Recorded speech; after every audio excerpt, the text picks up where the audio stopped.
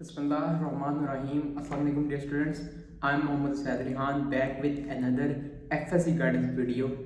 Last video में हमने जो डिस्कस किया वो था केमिस्ट्री, बेसिकली सेकेंड ईयर की केमिस्ट्री। इस वीडियो के अंदर मैं आपको बताऊंगा कि इंग्लिश एफएससी में इंग्लिश में 90 प्लस मार्क्स कैसे स्कोर करें। और मेरे हिसाब से इंग्लिश वाहिद ऐसा सब्जेक्ट है जिसमें आप इजीली स्कोर कर सकते हैं एफएससी में।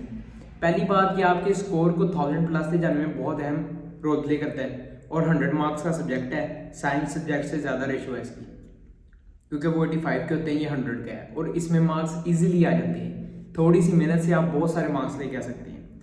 फर्स्ट ऑफ ऑल मेरे पास एक अकेडमी का ये पेपर है इंग्लिश का, तो इसमें से हम पहले देखते हैं कि जो first of all first 10 MCQs होते हैं उसके अंदर वो सिनोनिम्स पूछता है, यानी कि आपने रिलेटेड अंडरलाइन वर्ड देगा वो आपको और आपने उसके रिलेटेड उसके साथ मिलता जुलता जो मीनिंग होगा वो आपने उस पर टिक कर देना है चार ऑप्शन में से।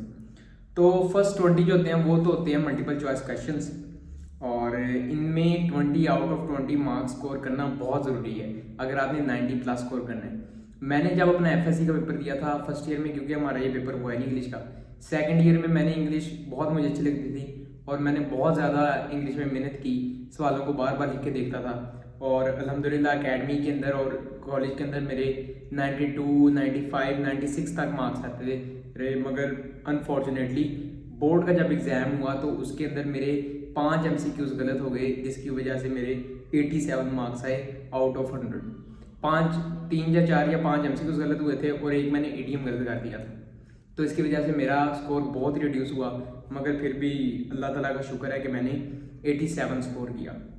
अच्छा, अगर इसके अंदर देखा जाए सिनोनिम्स को कैसे हैंडल करना है, बेसिकली हम जो पंजाब के अंदर ग्रामर यूज़ करते हैं वो है लर्नर्स ग्रामर, जो कि सर गुलाम मुस्तफ़ा शाहिद ने लिखी हुई है, फैसलाबाद में प्रोफेसर है वो। तो एक तो हम वो यूज़ करते हैं, दूसरा जब आपके टीचर्स आपको पढ़ाते हैं ना तो वो शायद आपको सिनोनिम्स लिखवाते हो, आपने वहाँ से कर देनी है, नोट्स बनानी है सिनोनिम्स के। सिनोनिम्स बहुत इंपॉर्टेंट रोल प्ले करते हैं, इसको कैप्चर करने का यही तरीका है, डेली का जो आप सबक पढ़ते हैं उसके अंदर जितने सिनोनिम्स डिफिकल्ट वर्ड्स के आते हैं वो आप उनको साथ साथ याद करी जाएँ और ये याद हो जाती हैं। सिनोनिम्स आपको ना सिर्फ इधर हेल्प करने वाले हैं बल्कि आपको MCAT में भी हेल्प करेंगे। अच्छा, अगला जो पोर्शन होता है वो होता है जी प्रीपोजिशन के रिलेटेड। प्रीपोजिशन के रिलेटेड एक तरह का तुक्का ही है, क्योंकि प्रीपोजिशन का कोई there is no hard and fast rule in preposition. तो आपने करना क्या, आपने कुछ बोर्ड की ना वो एक बुकलेट टाइप मिलती है, पैस पेपर्स होते हैं उसमें MCQs के, तो वो मेरे पास थी, उसके अंदर तकरीबन 300 या 400 MCQs था सिनोनिम्स का। वो मेरे से कंप्लीट तो नहीं, 200 MCQs मैंने उसमें से किया था, सिनोनिम्स का भी और प्रीपोजिशन का भी।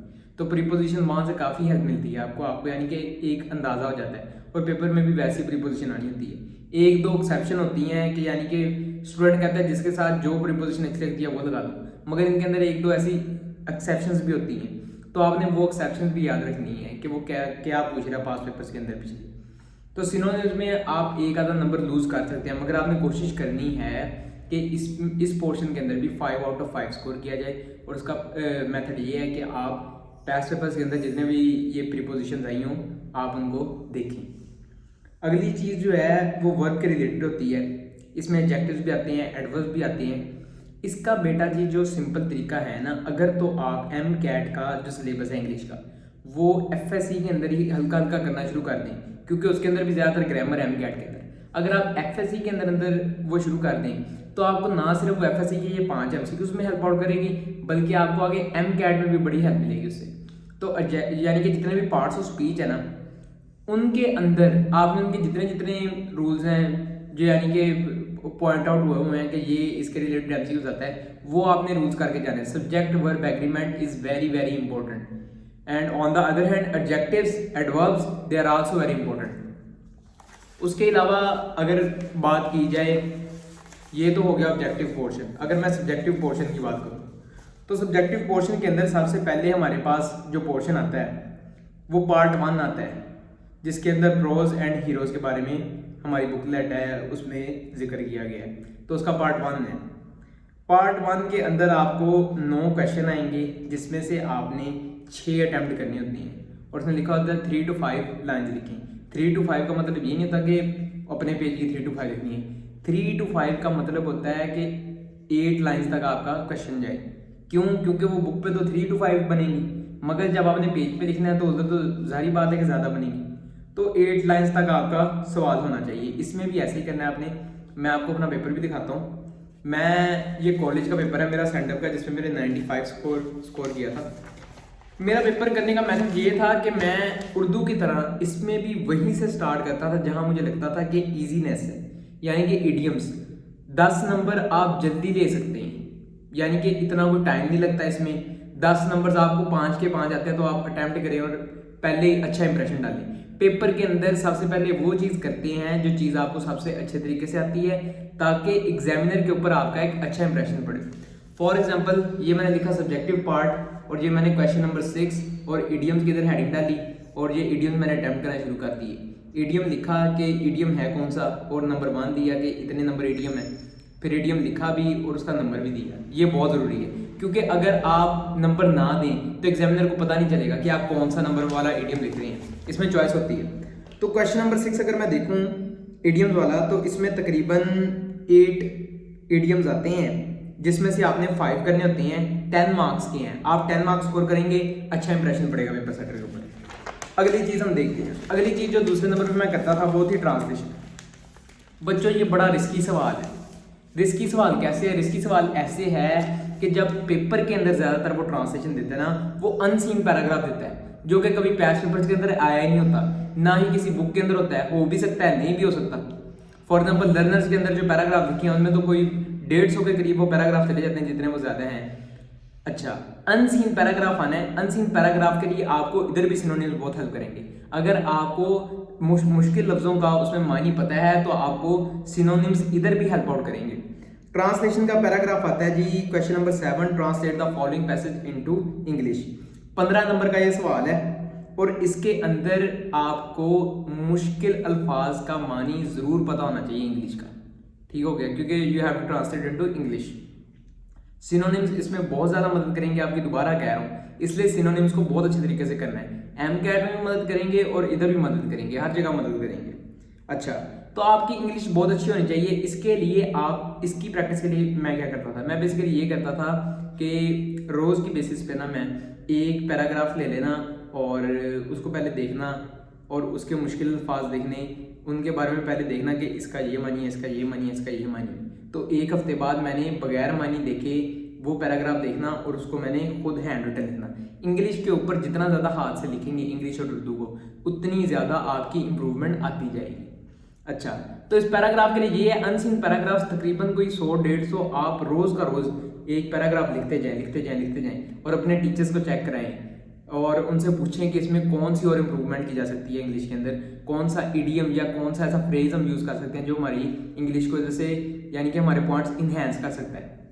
अच्छा बच्चों, तो ये होगी हमारी ट्रांसलेशन। ऐसे क्वेश्चन नंबर 7 ट्रांसलेशन, और ये एक मैंने लाइन लगाई है 3605 से दरमियान में उसके टक लगा के, और इधर मैं लाइन के साथ साथ लिखता जाता था। इंग्लिश के अंदर हैंड राइटिंग में मैं ये करता था कि स्ट्रेट लिखने की कोशिश करता था, as straight as I can write. इतना स्ट्रेट लिखूँ कि जितना मेरे से लिखा जाता है, जितना एग्जामिनर को समझ आ जाए, स्ट्रेट में लिखता था, इसलिए यानी कि ताकि एग्जामिनर को पता चल जाए कि लिखा गया हुआ। अच्छा, इसके बाद मैंने जब ये पैराग्राफ भी कर लिया तो मेरे इधर से 20 नंबर हो गए। अब 20 नंबर के बाद मैंने जाना है क्वेश्चंस पे। क्वेश्चंस के 3 पोर्शंस होते हैं। क्वेश्चंस का पोर्शन एफएससी पार्ट 2 के अंदर बहुत इंपॉर्टेंट है, वो इसलिए क्योंकि 60 मार्क्स के आपको क्वेश्चंस आने हैं। क्वेश्चन नंबर 2 आएगा सबसे पहले, जो कि पार्ट 1 में से होगा, मॉडर्न प्रोसेस में से होगा। इसके अंदर आपको 9 सवाल आएंगे, उसके अंदर से आपने 6 करने होते हैं, 8 लाइन्स का क्वेश्चन लिखना है। मैं ऐसे करता था, ये मैंने ऊपर दी हेडिंग शॉर्ट क्वेश्चंस, नीचे मैंने ना जो क्वेश्चन के अंदर फॉर एग्जांपल क्वेश्चन है जी, फॉर एग्जांपल क्वेश्चन है कि describe any 2 causes of failure of students at college level, तो मैंने अगर ये आ गया ना क्वेश्चन, मैंने लिख देना कॉजेज ऑफ फेलियर। ठीक हो गया, और नीचे मैंने ब्रेक मार्कर्स लिखना, और नीचे मैंने अंडरलाइन करके अपना क्वेश्चन ना थोड़ा सा इधर से गैप छोड़ के थोड़ा सा फिर स्टार्ट करना, और बाकी जो लाइन है वो लाइन के साथ साथ जब क्वेश्चन खत्म होना नीचे थोड़ी सी लाइन लगा के, उसके बाद क्वेश्चन नंबर 2 नीचे ऐसे ही। अब देखें एक पेज के ऊपर 2 सवाल कितने खूबसूरत लग रहे हैं। अपनी मैं फिर तारीफ नहीं कर रहा, मगर ये आप जो भी लिखेगा तो ये अच्छी लगेगी।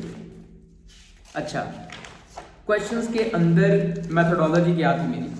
क्वेश्चंस के अंदर बच्चा बहुत मिस्टेक करता है। इन मिस्टेक से बचने के लिए डेली बेसिस पे अगर आपको स्कूल कॉलेज से या एकेडमी से क्वेश्चंस याद करने को मिलते हैं, 3 मिलते हैं रोजाना के, 4 मिलते हैं, खुदारा उनको 45 या 30 मिनट लगेंगे, 30 मिनट लगेंगे। आप उनको एटलीस्ट 3 दफ़ा पहले ज़ुबान याद करें, फिर 3 दफ़ा लिख लिख के देखें आपकी कोई स्पेलिंग मिस्टेक तो नहीं हो रही, आपको भूल तो नहीं रहा, सेंटेंस स्ट्रक्चर आपका ठीक है। ये 3-4 चीज़ें नोट करें। और मैं रोज़, अल्लाह का शुक्र है, मैं रोज़ सबसे पहले आगे यही काम करता था कि मैंने वो 30 मिनट सबसे पहले क्वेश्चन याद करने और फिर उनको लिखने बैठ जाना। 3 से 4 दफ़ा मैंने एटलीस्ट क्वेश्चन लिखने, इसलिए मेरी कोई इतनी ज़्यादा सेंटेंस में मिस्टेक्स नहीं होती थी। अगली चीज़ जो है, जब आप इसको ख़त्म करेंगे तो हीरोज़ में से पार्ट 2 जो है हीरोज़ का, उसमें से आपको क्वेश्चन आते हैं, उसमें से 8, उसमें से भी 9 क्वेश्चन आते हैं मेरे ख्याल से, 6 करने होते हैं। अच्छा, हीरोज़ में से 6 क्वेश्चन का वही मेथोडोलॉजी है कि आपने ये क्वेश्चन की हेडिंग दे दी और उसके बाद ये 2 आपने क्वेश्चंस लिख लिए, एक पेज पे 2, एक पेज पे, इधर भी ये देखें, एक पेज पे 2, एक पेज पे 2 से ज़्यादा नहीं लिखने, बैड इंप्रेशन पड़ता है। ठीक हो गया?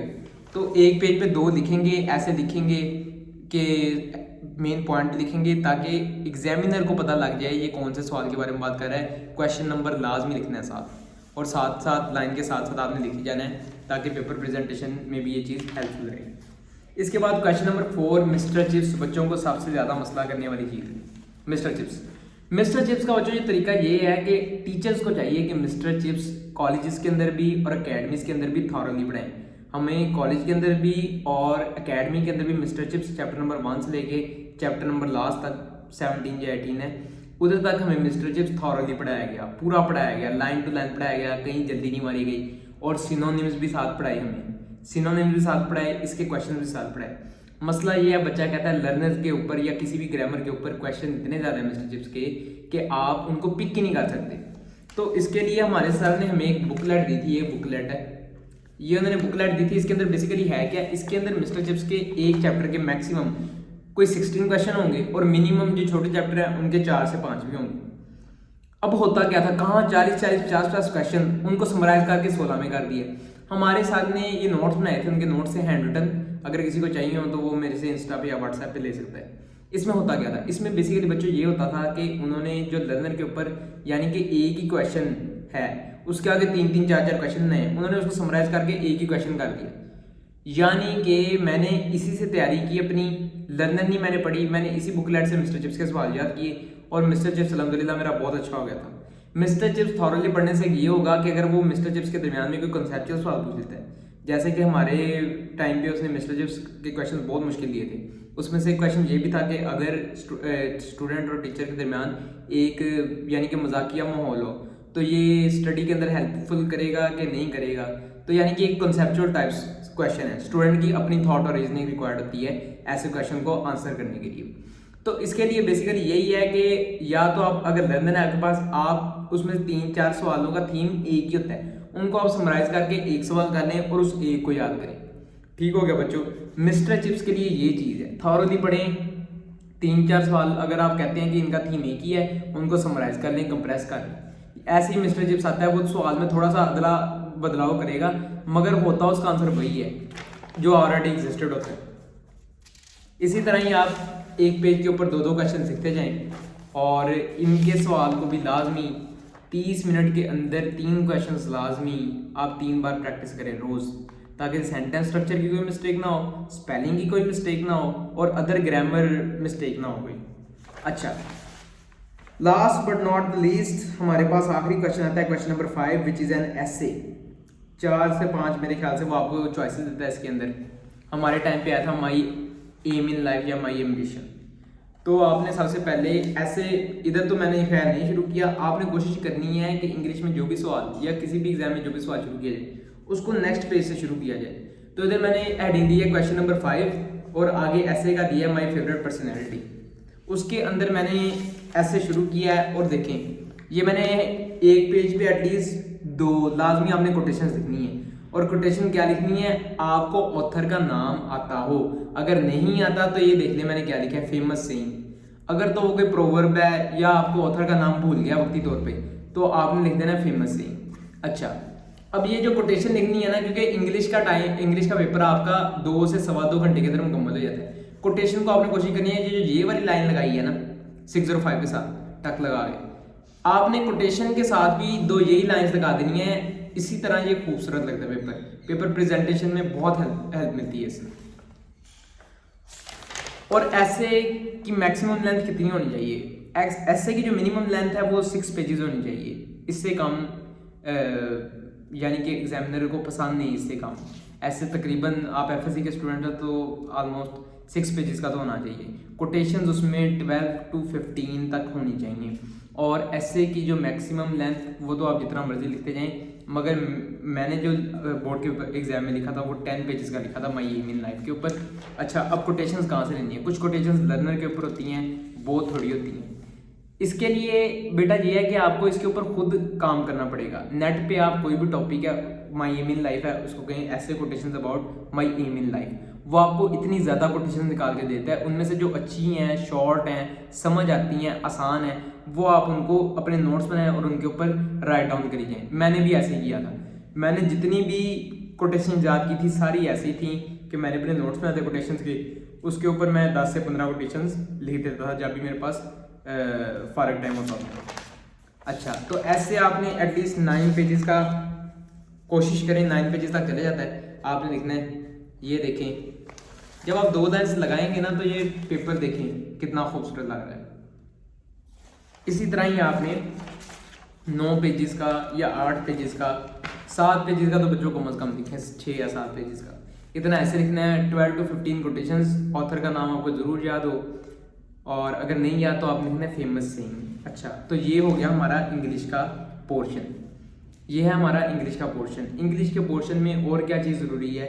आपने क्वेश्चंस को, फिर कह रहा हूँ, दोबारा लिख के देखना ज़रूर है, ताकि आपको पता चल जाए आपकी मिस्टेक्स कौन सी हैं। और बेटा कोशिश करनी है जो मिस्टेक्स है ना उसको फाइनल एग्जाम से पहले इम्प्रूव किया जाए। तो ये इंग्लिश का आज गाइडेंस थी।